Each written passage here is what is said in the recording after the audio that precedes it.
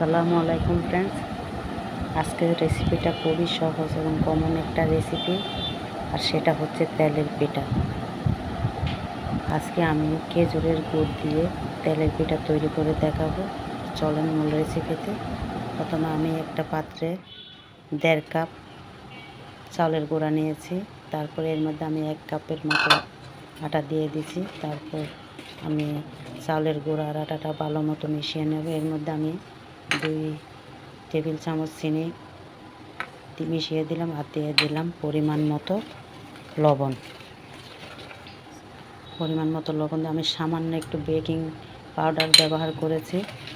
তো ধীরে ধীরে পিঠাটা ফুলকো হবে, এমনি পিঠাটা ফুলকো হবে। তারপর একটু বেকিং পাউডার, আপনারা যারা নতুন তারা একটু সামান্য বেকিং পাউডার দিয়ে দেবেন। আর দিয়ে দিলাম হচ্ছে খেজুরের তরল গুড়। আমি গুড়টা একটু কম দিয়েছি বিধায় আমি 2 চামচ চিনিও দিয়ে দিয়েছি আগে। এখন আমি ভালো মতো এগুলো মিশিয়ে নেব। হালকা হালকা গরম পানি দিয়ে, একবারে পানি না দিয়ে আমি কুসুম গরম পানি হালকা হালকা করে দিয়ে আমি বারবার একটা হ্যান্ড উইচ দিয়ে ভালো মতো মিশিয়ে নেব। গোলাটা যাতে স্মুথলি হয় সেই দিকে খেয়াল রাখবেন। এই জন্য পানি আপনারা একবারে দেবেন না, বারবার করে একটু একটু পানি দিয়ে গোলাটা আপনারা গুলিয়ে নেবেন।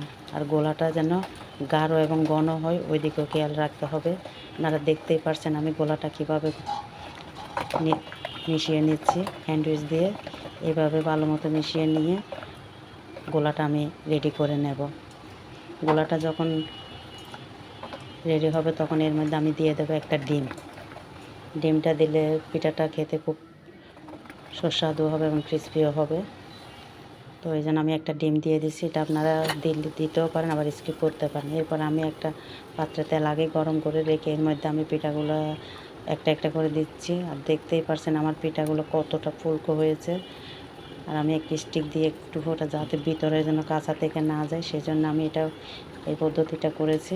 ওটা দিয়ে আমি একটু ফোটা ফোটা করে দিছি যাতে ভিতরে কাঁচা না থাকে। আমি এভাবে একে একে আমার সবগুলো পিঠা আমি তো বানিয়ে নেব। তো আমার প্রায় পিঠা হয়েই গিয়েছে একে একে সবগুলো পিঠা। তো আমার আজকের এই পিঠাটা কেমন লাগলো অবশ্যই আপনারা কমেন্ট করে জানাবেন।